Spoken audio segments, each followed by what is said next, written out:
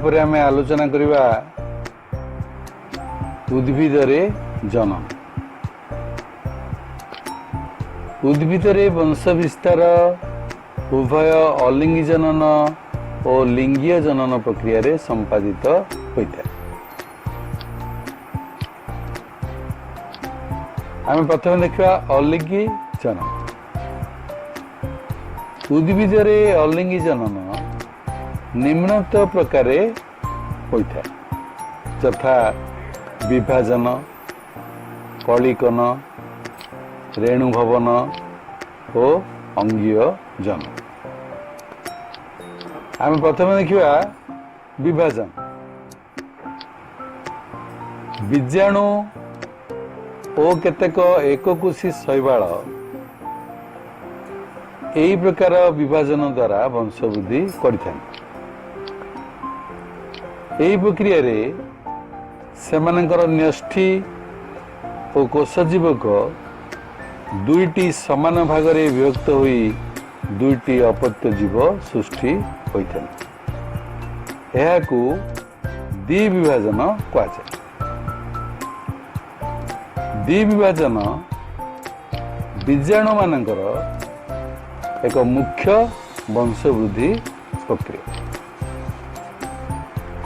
यापर आम देखा कलिकन बा कर्कदुगम। ईस्ट नामक कवक यही प्रक्रिया रे वंशवृद्धि करिथाए। यही प्रक्रिया रे कवकर मूल मातृकोशरु एक अपत्य कोश कलिका बा कोरक आकार रे सृष्टि हुए। यही कलिका क्रमश वृद्धि पाई मातृकोशरु विच्छिन्न हुए, शेष में पूर्णांग ईस्ट कोश रे परिणत होता है। तीन आम देखा रेणु भवन। रेणु भवन द्वारा अपुष्पक उद्भिद वंशवृद्धि घटाइवा एक साधारण प्रक्रिया। छतु और फिंपी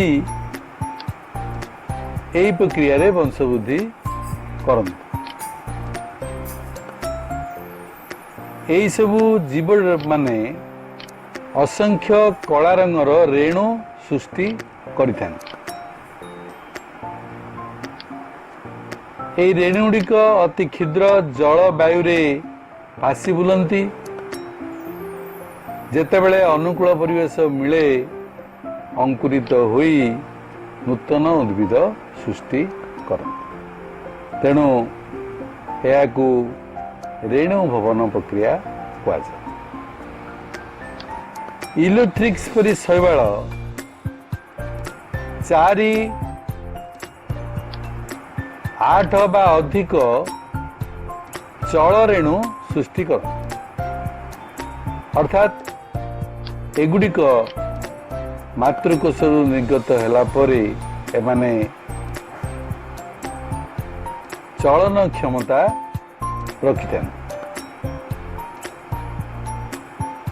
म्यूकर परी अनेक कवक मध्य रेणु भवन पद्धति रे वंशवृद्धि करता। पेन्सिलियम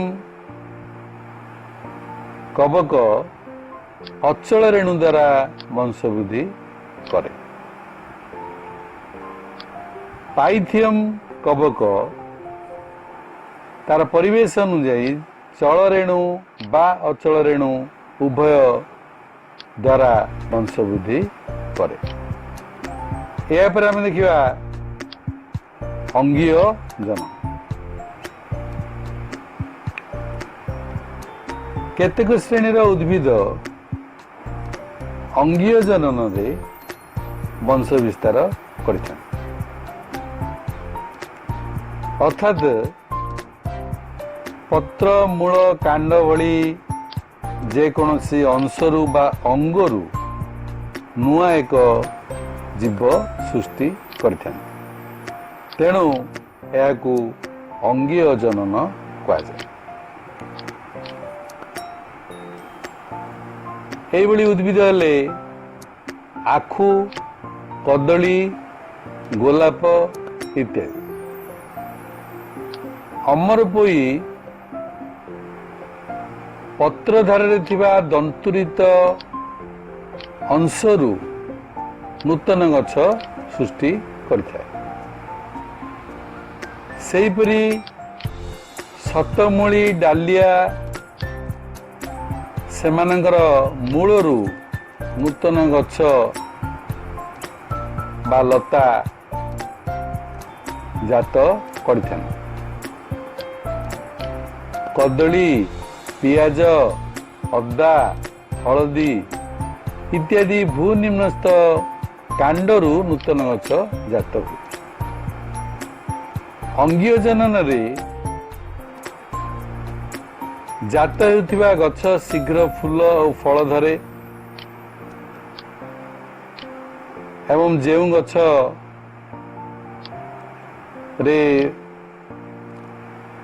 ମଞ୍ଜି ନଥାଏ, ଯେଭଳି କଦଳୀ, ଗୋଲାପ, ମଲ୍ଲି,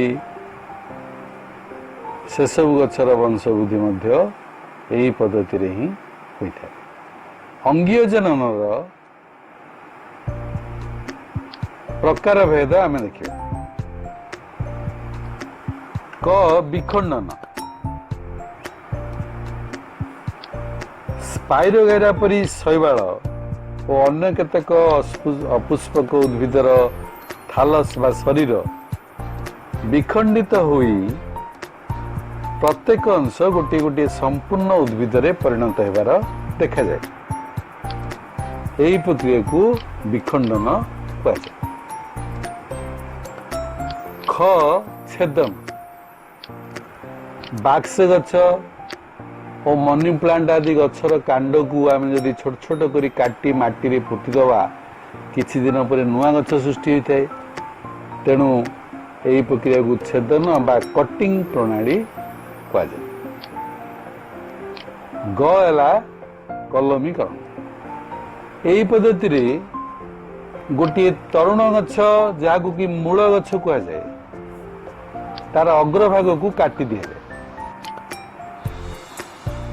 ଏହି କଟା ସ୍ଥାନରେ ଅନ୍ୟ ଗୋଟିଏ ଗଛର କଟା ଡାଳ, ଯାହାକୁ କି କଲମୀ ଅଂଶ ବୋଲି କୁହାଯାଏ, ତାକୁ କାଟି ଆଣି କଲମୀ ମାଟି ଦେଇ ବାନ୍ଧି ଦିଆଯାଏ ଏବଂ ଏହି ବନ୍ଧା ସ୍ଥାନକୁ ଅଳ୍ପ ଅଳ୍ପ ପାଣି ଦେଇ ଓଦା ରଖାଯାଏ। ଏଭଳି କଲେ କିଛି ଦିନ ପରେ ସେହି ଅଂଶଟି ଯୋଡ଼ି ହୋଇଯାଏ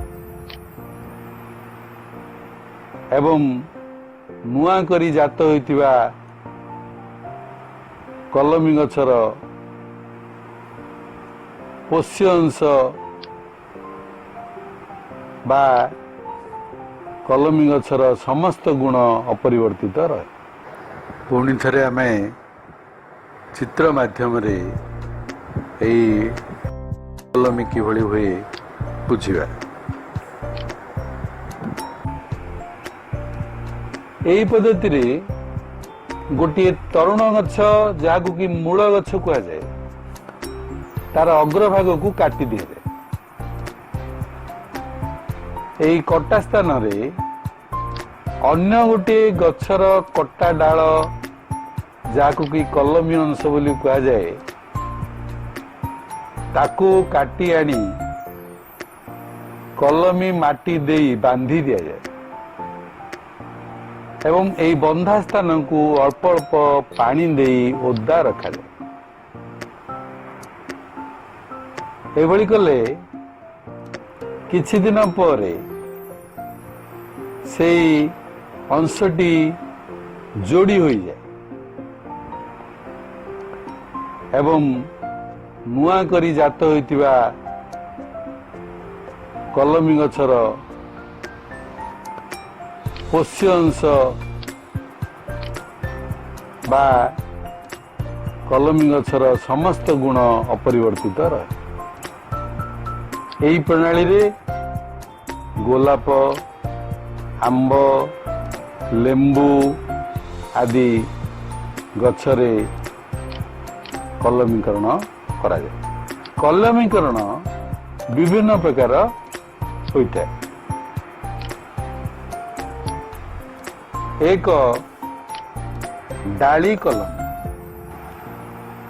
ଅଳ୍ପ ସମୟ ମଧ୍ୟରେ ନୂଆ ଗଛ ସୃଷ୍ଟି କରିବା ପାଇଁ ଚାଷୀମାନେ ଗଛର କୌଣସି ଏକ ଡାଳର କିଛି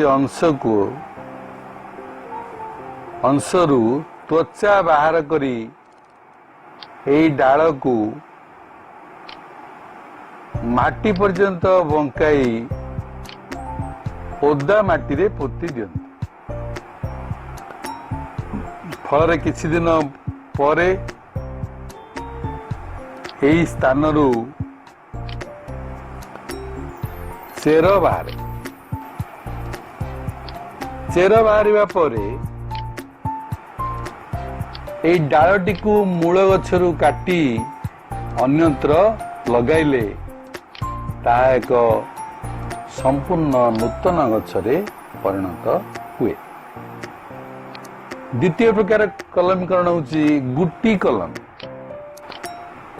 ଏହା ବିଶେଷ କରି ପିଜୁଳି, ଗୋଲାପ, ଜାମୁ, କାଗଜି ଲେମ୍ବୁ, ମିଠା କମଳା, ବାକ୍ସ ଗଛ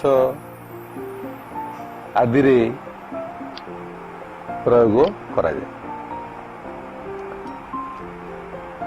ଏହି ପ୍ରଣାଳୀରେ କ'ଣ କରାଯାଏ? ଗଛର ସୁସ୍ଥ ଓ ପାକଳିଆ ଡାଳକୁ ବାଛି ତାର ତ୍ୱଚା ବାହାର କରିଦିଏ। ଏହାପରେ ସେଇ କଟା ଅଂଶ ଉପରେ କଲମୀ ମାଟି ଦେଇ ଅଖା ବା ପଲିଥିନ ଦ୍ୱାରା ବାନ୍ଧି ଦିଆଯାଏ। ଏହି କଲମୀ ମାଟି ଆମେ କିଭଳି ପ୍ରସ୍ତୁତ କରିବା?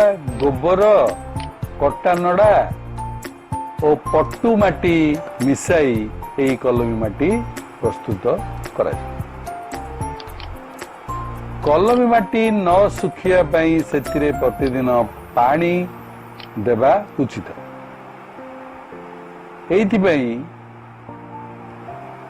ଚିତ୍ରରେ ଦର୍ଶାଯାଇଥିଲା ଭଳି ଗୋଟେ ମାଠିଆକୁ ଛୋଟ ଛିଦ୍ରଟିଏ କରି ସେହି କଲମୀ ମାଟି ଉପରେ ଜଳ ପକାଇବା ପାଇଁ ତାକୁ ଝୁଲାଇ ରଖାଯାଏ। କିଛି ଦିନ ପରେ ସେହି କଲମୀ ମାଟିରୁ ଚେର ବାହାରିବା ଦେଖାଯାଏ। ଚେର ଭଲ ଭାବେ ବଢ଼ିଗଲା ପରେ ଡାଳଟିକୁ ମାତୃ ଶରୀରରୁ କାଟି ଅଲଗା ସ୍ଥାନରେ ଲଗାଇଲେ ତାହା ଏକ ନୂତନ ଗଛରେ ପରିଣତ ହୋଇଥାଏ। ଏହାକୁ ଗୁଟି କଲମୀ କୁହାଯାଏ। ଏହାପରେ ଆମେ ଦେଖିବା ବିଶେଷ ଧରଣର ଜନନ। ବିଶେଷ ଧରଣର ଜନନରେ ଆମେ ପ୍ରଥମେ ଦେଖିବା ଅସମାହିତ ଜନନ। ସମାୟନ ବା ନିଷେକ ନ ହୋଇ ଡିମ୍ବାଣୁର ବୃଦ୍ଧି ଘଟି ଫଳ ସୃଷ୍ଟି ହେଲେ ତାହାକୁ ଅସମାହିତ ଜନନ ବା ଅନିଷେକ ଜନନ କୁହାଯାଏ। ଏହି ପ୍ରକ୍ରିୟା କେତେକ ଅପୁଷ୍ପକ ଉଦ୍ଭିଦ ଯେଭଳି ଶୈବାଳ, ଫର୍ନ ଓ କେତେକ ସପୁଷ୍ପକ ଉଦ୍ଭିଦ ଯେଭଳି ପିଜୁଳି, ଅଙ୍ଗୁରୁ, କଦଳୀ ଇତ୍ୟାଦିରେ ଦେଖାଯାଏ। ଏହି ପଦ୍ଧତିରେ ଜାତ ଫଳ ମଞ୍ଜି ଶୂନ୍ୟ ହୋଇଥାଏ। ଏହି ଫଳକୁ ଅସମାହିତ ଫଳ ବା ମଞ୍ଜିବିହୀନ ଫଳ କୁହାଯାଏ। ଏହାପରେ ଆମେ ଦେଖିବା ଟିସୁ ପୋଷଣ। ଆମେ ଜାଣିଛେ ଯେ ଏକା ପ୍ରକାର ଉତ୍ପତ୍ତି ଓ ନିର୍ଦ୍ଦିଷ୍ଟ କାର୍ଯ୍ୟ ସମ୍ପାଦନ କରୁଥିବା ସମଜାତୀୟ କିମ୍ବା ଅସମଜାତୀୟ କୋଷପୁଞ୍ଜକୁ ନେଇ ଟିସୁ ଗଠିତ ହୁଏ। ତାହେଲେ ଏହି ଟିସୁ ପୋଷଣ କ'ଣ? ଉଦ୍ଭିଦର ଜୀବନ୍ତ କୋଷ କିମ୍ବା ସେହି କୋଷ ଗୁଡ଼ିକରୁ ଜାତ ହୋଇଥିବା ଉଦ୍ଭିଦ ପୂର୍ଣ୍ଣ ବିଭବୀ ବା ସର୍ବକ୍ଷମ ଅଟେ। ଅର୍ଥାତ୍ ସେହି ଏକକ ଗୁଡ଼ିକରେ गोटे उद्भिद सृष्टि करने क्षमता थाए। उद्भिद टिश्यूर पूर्ण विभवी गुण को आधार करी पारेन्काइमा भली विभेदित पेशी को उपयुक्त परिमाणर पोषक और अनुकूल परिवेश जोगाई देले ता पूर्ण विभाजन क्षम होता है। एणु एक जीवंत कोष किंबा जीवंत टिश्यू को स्वतंत्र भाव प्रस्तुत जीवाणुमुक्त पोषक माध्यम वृद्धि कराई एक प्रतिरूपी उद्भिद सृष्टि पर्यंत समस्त कोशीय गठन को टिश्यू पोषण कहुए। यही प्रक्रिया रे प्रथम गोटे उद्भिदर उपयुक्त सुस्थ और तरुण अंश चयन करा जाए, ताकू विस्थापित अंश बा एक्सप्लांट कहुए। कांड मूल कंद बा धावक कंदर पारेन्काइमा टिश्यू कार्य ପାଇଁ खूब अनुकूल। से एक्सप्लांट को नहीं उपयुक्त पोषक स्थापन कले किछि दिन पर सेथिरु कालस बाहर पारेन्काइमा पेशीकोशर एक आकार विहीन पिंड को कालस कहुए। कालसर परवर्ती वृद्धि और विभेदन पाई सेगुड़ी निर्दिष्ट हार्मोन थिबा पोषक को स्थानांतरित करा जाए एवं कालसर मध्यरु चारा उद्भिद बाहर। यही चारा को नियंत्रित अवस्था वृद्धि करागले ता संपूर्ण उद्भिद रे परिवर्तित हुए। यही प्रक्रिया को सूक्ष्म वंश विस्तार बा माइक्रो प्रोपगेशन कहा जाए। यही प्रक्रिया माध्यम खूब कम स्थान रे कम समय बहुसंख्यार उद्भिद सृष्टि करा जाय पारुछि। ता छड़ा यही प्रक्रिया रोगमुक्त उद्भिद सृष्टि करा जाउछि।